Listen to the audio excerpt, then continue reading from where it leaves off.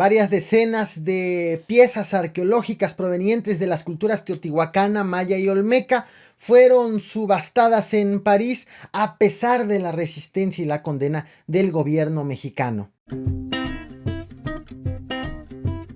La Casa de Ventas Públicas Millón programó para este 18 de septiembre la subasta de más de 120 piezas arqueológicas, de las cuales alrededor de 90 son provenientes del patrimonio cultural de México. Tras detectar la realización del evento, el Instituto Nacional de Antropología e Historia presentó una denuncia y a la par, la Fiscalía General de la República pidió al Ministerio de Justicia francés frenar la subasta. Sin embargo, esta se concretó con ingresos de 1.200.000 euros. Fue el pasado 27 de agosto cuando el Instituto Nacional de Antropología e Historia se enteró de esta subasta que se iba a realizar, según estaba programado, en un hotel parisino. Vieron el catálogo de las piezas en línea y el Instituto Nacional de Antropología e Historia realizó los peritajes correspondientes a las piezas exhibidas. Llegaron a la siguiente conclusión. De acuerdo, de hecho, en diversos medios que han ofrecido entrevistas, principalmente medios europeos que han ofrecido entrevistas en línea, distintos personales, han asegurado que detectaron entre 72 y 95 de las piezas a subastar como provenientes de Mesoamérica, específicamente del territorio mexicano, y activaron protocolos acorde con la Ley Federal de Monumentos Arqueológicos, Artísticos e Históricos de México con el objetivo de frenar la subasta.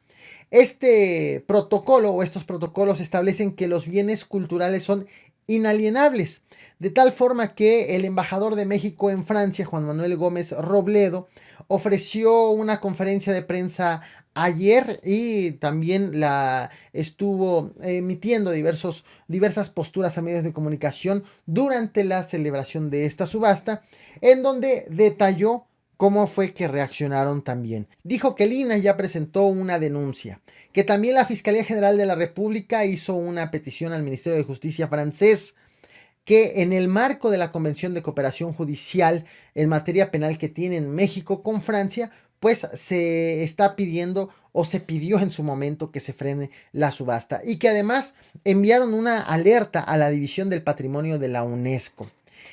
El riesgo de la realización de esta subasta, según considera el INAH, es que se fomenta el saqueo, se fomenta el tráfico ilícito y las falsificaciones. De hecho, la Coordinadora Nacional de Asuntos Jurídicos del INAH, María Villarreal Escárrega, dijo que en los peritajes que realizaron de los artículos que fueron subastados, encontraron que 20 de las piezas son consideradas como falsas.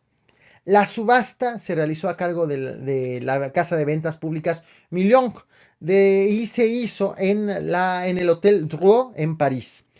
Al lugar, durante el día de la subasta, que fue de hecho hace unas horas, llegó el embajador de México en Francia, acompañado de la directora general de Asuntos Culturales de la Secretaría de Relaciones Exteriores, Laura González. El objetivo era, pues, aunque sea de último momento, frenar la realización de la misma subasta, lo cual no lo consiguieron. La subasta ya se concretó y entre las piezas subastadas se encuentran valuadas entre cientos de euros y hasta 90.000 euros, aunque en realidad a los subastadores les fue mejor de lo que esperaban. Entre las piezas a subastar había figurillas de piedra, placas de jade, piedras talladas, cerámicas policromadas. Como piezas ya específicas estaba el adorno de un chamán, valuado entre 70.000 y 90.000 euros. Otra de las piezas subastadas fue una coatlicue que data de entre 1400 y 1520. Estaba valuada, según los subastadores, entre 50.000 y 80.000 euros y la terminaron subastando en 97.500 euros, equivalentes a 2.115.000 pesos. La figura, la pieza arqueológica más cara, con la que se subastó a un mayor precio, fue Chalchihuitlicue, que data de entre 1350 y 1520 y estaba valuada, se disparó impresionantemente el precio. Estaba valuada entre 40.000 y 60.000 euros y fue subastada en 370.000 euros, equivalentes a aproximadamente 8.027.000 pesos. También estuvo un vaso cilindro maya que data de entre los años 600 y 900 con un precio de salida de 4.000 euros y un fragmento de una máscara que data de los años 400, entre 450 y 650 y valuada la máscara entre 8.000 y 12.000 euros. Los dueños fueron identificados abiertamente en la casa de subastas como Manichac y Jean Aurans. Es una pareja coleccionista francesa. De hecho, la historia de esta pareja, según lo han narrado para los interesados en la subasta, es que estaban recién casados y en 1963 iban caminando en París y encontraron una tienda en donde estaban siendo exhibidas piezas precolombinas. De tal forma que ellos, reconociendo que eran inexpertos del tema, consideraron que las piezas eran hermosas, dignas de un museo y decidieron comprarlas. Y poco a poco se fueron interesando en este tipo de piezas y fueron adquiriendo más hasta que finalmente decidieron deshacerse de ellas. Esta historia queda consignada en el manual en la presentación PDF que precisamente para difundir esta subasta que emitió esta casa de subasta. Quienes son miembros de este canal tuvieron el PDF oportunamente para que lo puedan revisar y conocer pieza por pieza. En Guatemala también manifestó su molestia por esta subasta, ya que había al menos 2 piezas originarias de aquella zona y aseguraban que entre estas piezas estaba un fragmento de estela maya. Lo que hizo el gobierno de Guatemala para frenar precisamente la subasta de estas piezas fue negociar con los vendedores. Prácticamente el gobierno de Guatemala se convirtió en comprador, aunque ya no ofreció más detalles. Como podemos ver, la UNESCO aquí señala que el gobierno de Guatemala ya logró retirar de la subasta estas piezas, aunque no detalla cómo finalmente lo hizo. El gobierno mexicano no estuvo dispuesto a convertirse en comprador y intentó frenar la subasta por otro medio, toda vez que en el caso de Guatemala eran solamente 2 piezas. En el gobierno en el caso de México, pues eran decenas de ellas. Finalmente se hizo la subasta con un ingreso total de 1.200.000 euros.